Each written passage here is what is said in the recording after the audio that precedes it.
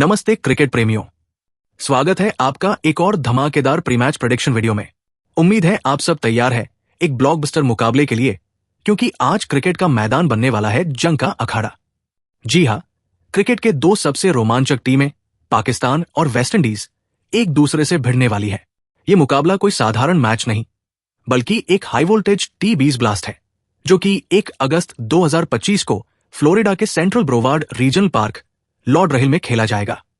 सोचिए, वेस्टइंडीज की Caribbean power बनाम पाकिस्तान की पेशेंस और पेस। दोनों ही टीमों में ऐसे खिलाड़ी हैं जो अपने दम पर मैच का रुख पलट सकते हैं। छक्कों की बारिश होगी, विकेटों की झड़ी लगेगी और डेथ ओवर्स में नेल बाइटिंग फिनिश देखने को मिल सकता है। तो अपनी सीट बेल्ट बांध लीजिए, क्योंकि ये मैच फैंस के लिए किसी ट्रीट से कम नहीं होगा। चलिए अब थोड़ा इतिहास खंगालते हैं और देखते हैं कि इन दो टीमों के बीच हेड टू हेड आंकड़े क्या कहते हैं। जब भी पाकिस्तान और वेस्टइंडीज T20 फॉर्मेट में एक दूसरे के सामने आए हैं, तो हमेशा क्रिकेट का हाई ड्रामा देखने को मिला है। इन दोनों टीमों के बीच अब तक कुल 23 T20 अंतर्राष्ट्रीय मुकाबले खेले गए हैं। इनमें से पाकिस्तान का पलड़ा काफी भारी रहा है। उन्होंने 16 मैचों में जीत दर्ज की है, जबकि वेस्टइंडीज सिर्फ 7 मैच जीत पाया है। साफ है, आंकड़े पाकिस्तान के पक्ष में है, लेकिन क्रिकेट अनिश्चितताओं का खेल है और वेस्टइंडीज अपने दिन किसी भी टीम को चित कर सकता है। वेस्टइंडीज की टीम अपने घर में या वेस्टर्न कंडीशंस में बेहद खतरनाक होती है और वह इस बार पलटवार करने को बेताब होगी। ये सिर्फ आंकड़े नहीं, एक पुरानी राइवलरी है और जब ये टीमें टकराती हैं तो इतिहास के पन्ने बदल जाते हैं। अब बात करते हैं मैदान की, यानी फ्लोरिडा के सेंट्रल ब्रोवार्ड रीजनल पार्क की पिच रिपोर्ट की। लॉर्ड रहिल की ये पिच आमतौर पर बल्लेबाजों के लिए स्वर्ग मानी जाती है। यहाँ की फ्लैट विकेट और तेज आउटफील्ड बल्लेबाजों को खुलकर खेलने का मौका देती है। बाउंस यहाँ पर काफी अच्छा होता है, जिससे गेंद बल्ले पर अच्छी तरह आती है और बड़े शॉट्स लगाने में आसानी होती है। हालांकि शुरुआत में तेज गेंदबाजों को नई गेंद से थोड़ी मदद मिल सकती है, खासकर अगर वे सही लेंथ पर गेंद डालें। जैसे जैसे गेम आगे बढ़ता है, पिच धीमी हो सकती है, जिससे स्पिनर्स को बीच के ओवरों में कुछ टर्न और ग्रिप मिल सकती है। शाम के समय अगर ओस एक फैक्टर बनती है, तो दूसरी पारी में चेज करना थोड़ा आसान हो सकता है। इस मैदान पर T20 में आमतौर पर टीमें 170 से 190 रन तक के टोटल पोस्ट करती है और अक्सर यहां हाई स्कोरिंग चेज भी देखने को मिलते हैं। चलिए अब एक नजर डालते हैं दोनों टीमों की संभावित प्लेइंग 11 पर। ये टीमें खिलाड़ियों की मौजूदा फॉर्म, चोटों और टीम कॉम्बिनेशन के आधार पर चुनी गई हैं, लेकिन हमेशा याद रखें कि टॉस के बाद फाइनल प्लेइंग 11 में बदलाव हो सकते हैं। सबसे पहले बात करते हैं वेस्टइंडीज की संभावित प्लेइंग 11 की।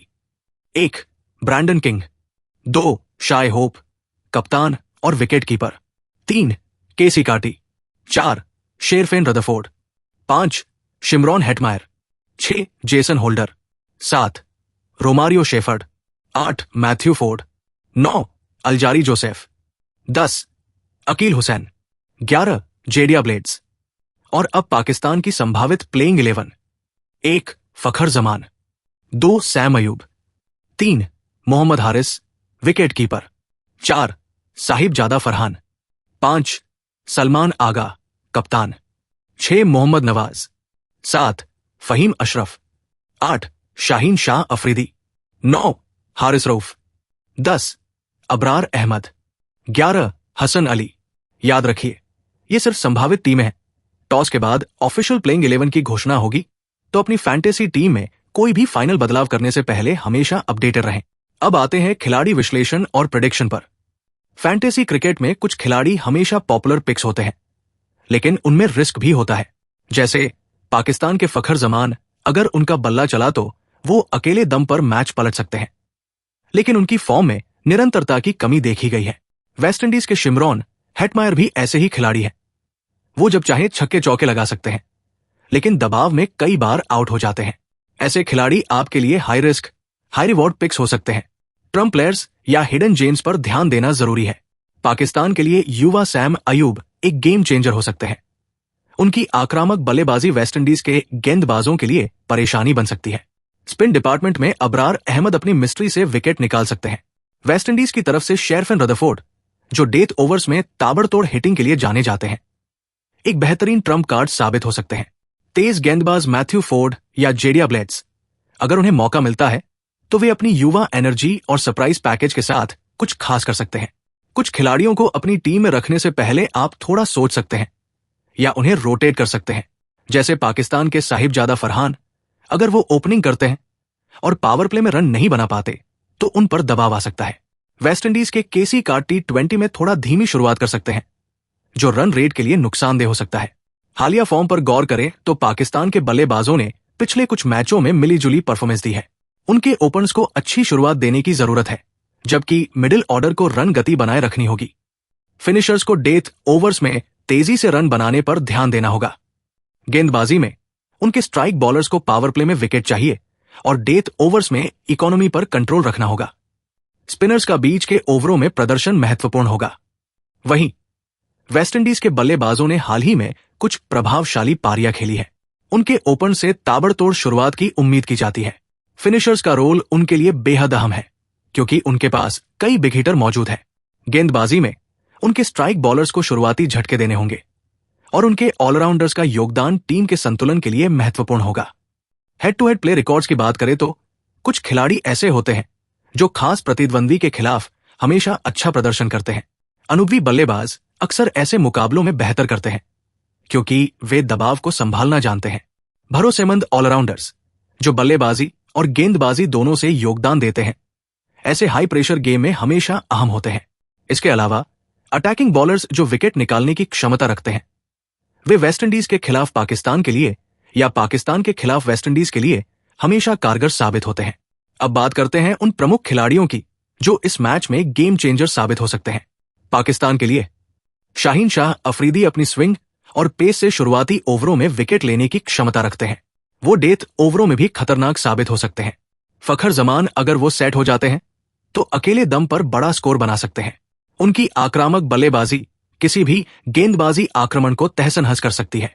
सलमान आगा कप्तान के तौर पर उन पर जिम्मेदारी होगी और वो अपनी ऑलराउंड क्षमता से टीम के लिए अहम योगदान दे सकते हैं। हारिस रऊफ अपनी तेज गति और यॉर्कर से बीच के ओवरों और डेथ में विकेट निकाल सकते हैं।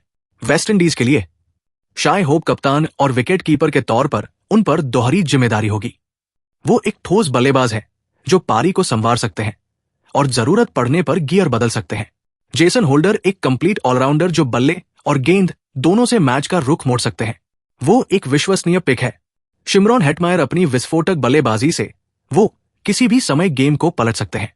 अल्जारी जोसेफ अपनी गति और बाउं से बल्लेबाजों को परेशान करने की क्षमता रखते हैं। कप्तान और उपकप्तान के लिए बेहतरीन पिक्स। कप्तान के लिए safe pick Shaheen Shah Afridi, wicket लेने की क्षमता और इकोनॉमी, या शाय होप, लगातार रन और कीपिंग के पॉइंट्स। उपकप्तान के लिए safe pick Jason Holder, all round performance, या फखर जमान अगर वो अच्छी फॉर्म में है। High risk high reward pick Shimron Hetmyer, विस्फोटक बल्लेबाजी के लिए, या सैम अयूब अगर वो बड़ी पारी खेलते हैं। आखिर में आपकी ड्रीम टीम का एक संभावित composition. Wicket keeper Shai Hope, बल्लेबाज Fakhar Zaman, Brandon King, Shimron Hetmyer, Saim Ayub. Allrounder Jason Holder, Mohammad Nawaz, Romario Shepherd. गेंदबाज Shaheen Shah Afridi, Alzarri Joseph, Akeal Hosein. ये एक संतुलित टीम है जिसमें अनुभव और युवा जोश का अच्छा मिश्रण है। हालांकि टॉस के बाद और फाइनल प्लेइंग 11 देखकर आप अपनी टीम में अंतिम बदलाव जरूर करें। कभी कभी आखिरी मिनट में खिलाड़ी में बदलाव हो जाते हैं, तो अपडेटेड रहना बहुत जरूरी है। मिलते हैं मैच के बाद एनालिसिस के साथ। तब तक अपना ध्यान रखें और क्रिकेट का लुत्फ उठाएं।